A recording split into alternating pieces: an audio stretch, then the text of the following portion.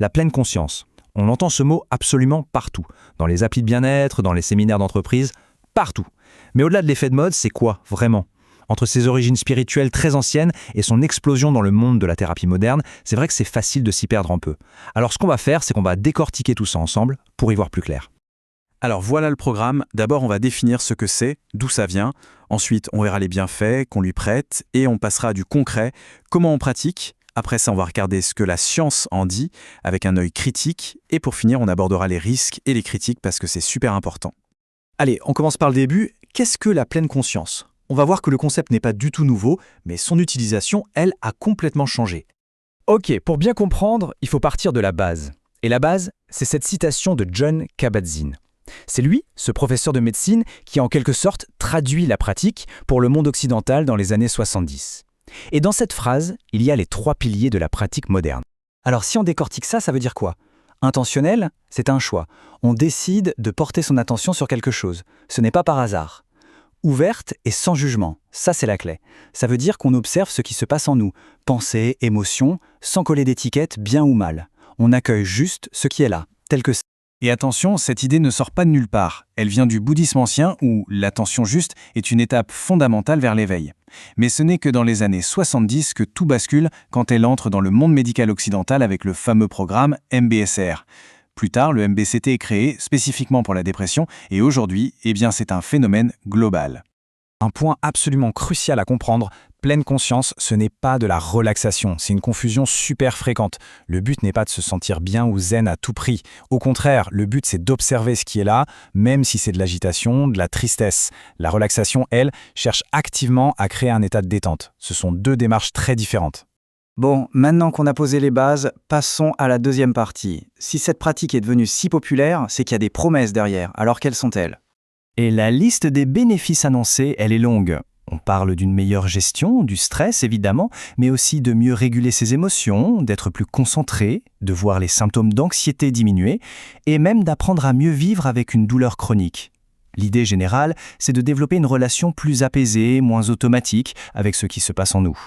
Dans le monde de la thérapie, il y a 2 stars, en quelque sorte. Le MBSR, le programme historique de Kabat-Zinn, qui est assez généraliste pour la réduction du stress, et de l'autre côté, le MBCT, qui est beaucoup plus ciblé. Il mélange la pleine conscience avec des outils de thérapie cognitive pour aider spécifiquement les personnes qui ont déjà fait des dépressions à ne pas se faire happer de nouveau par leurs pensées négatives. Troisième partie, la pratique. C'est bien beau la théorie, mais comment on fait concrètement?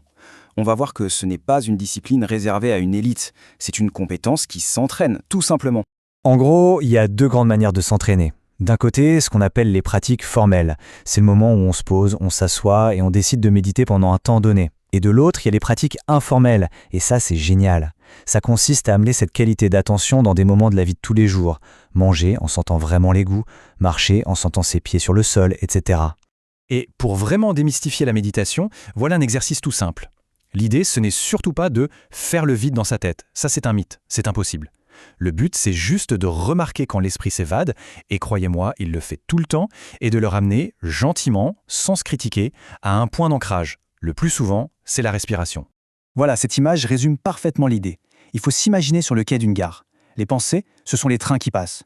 Le but n'est pas d'arrêter les trains, mais de ne pas sauter dans chaque train qui se présente. On reste sur le quai, on regarde les trains arriver et repartir.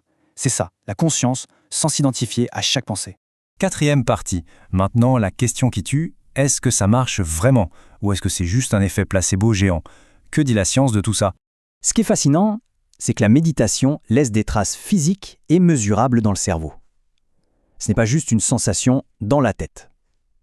Grâce à l'imagerie cérébrale, on peut observer des changements concrets dans la structure et le fonctionnement du cerveau. Ok, mais concrètement, ça change quoi, là-haut? Les études montrent par exemple une activité plus grande dans les zones liées aux émotions positives. Et surtout, l'amygdale, qui est notre détecteur de menaces, notre système d'alarme, devient moins réactive. Ça pourrait expliquer la sensation de calme. On a même vu chez des méditants experts un épaississement de certaines zones du cerveau liées à la gestion de la douleur. Mais attention, il faut rester très nuancé. Quand on analyse les grandes synthèses de toutes les études, comme celle parue dans le prestigieux journal JAMA, le bilan est plus mitigé. Oui, il y a des preuves, mais elles sont qualifiées de faibles à modérées pour l'anxiété, la dépression et la douleur. Pour d'autres choses, comme le sommeil ou l'attention, pour l'instant, les preuves sont insuffisantes ou ne montrent pas d'effet. Donc, le consensus scientifique actuel, c'est quoi? C'est que la pleine conscience est un outil qui a un potentiel, mais que beaucoup des affirmations spectaculaires qu'on entend ne sont tout simplement pas encore validées par des preuves scientifiques solides. Il faut se méfier des promesses miracles, la recherche continue. Allez, on termine avec la dernière partie et elle est cruciale pour avoir une vision juste des choses, les risques et les critiques. Parce que oui, il y a un revers à la médaille. Il faut vraiment sortir de l'image populaire que la méditation est 100% inoffensive. Pour certaines personnes, ça peut déclencher de fortes angoisses, un sentiment d'être déconnecté de la réalité ou faire remonter à la surface des traumatismes. C'est d'ailleurs pour ça qu'elle est formellement contre-indiquée dans certains troubles, comme la psychose, sans un encadrement médical très strict. 1 milliard de dollars, c'était la taille du marché de la méditation aux États-Unis en 2015. On n'ose même pas imaginer le chiffre aujourd'hui. Une telle commercialisation, ça pose forcément des questions, non? Est-ce que la qualité est toujours là? Et quelles sont les vraies motivations derrière cette explosion de l'offre? Et ça nous amène à une des plus grosses critiques, ce que certains appellent la MEC mindfulness. C'est l'idée que la pratique est détournée de son sens initial pour servir d'autres intérêts.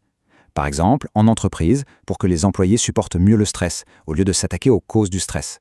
Ou dans l'armée, pour avoir des soldats plus efficaces. En gros, on déplace la responsabilité du système sur les épaules de l'individu. Et le plus frappant dans tout ça, c'est que Jon Kabat-Zinn lui-même, son principal ambassadeur en Occident, est le premier à s'inquiéter de cette dérive. Cette citation le montre bien. Il est très conscient que le succès de sa méthode peut aussi causer sa perte, en la transformant en simple produit de consommation. On termine donc sur cette grande question. Au final, la pleine conscience, c'est quoi? Un véritable outil thérapeutique pour certaines personnes ou une sorte de nouvel opium du peuple qui aide à supporter le monde tel qu'il est sans chercher à le changer? La réponse, évidemment, n'est pas simple. Elle se situe probablement quelque part entre les deux et dépend surtout de qui la pratique, comment et dans quel but.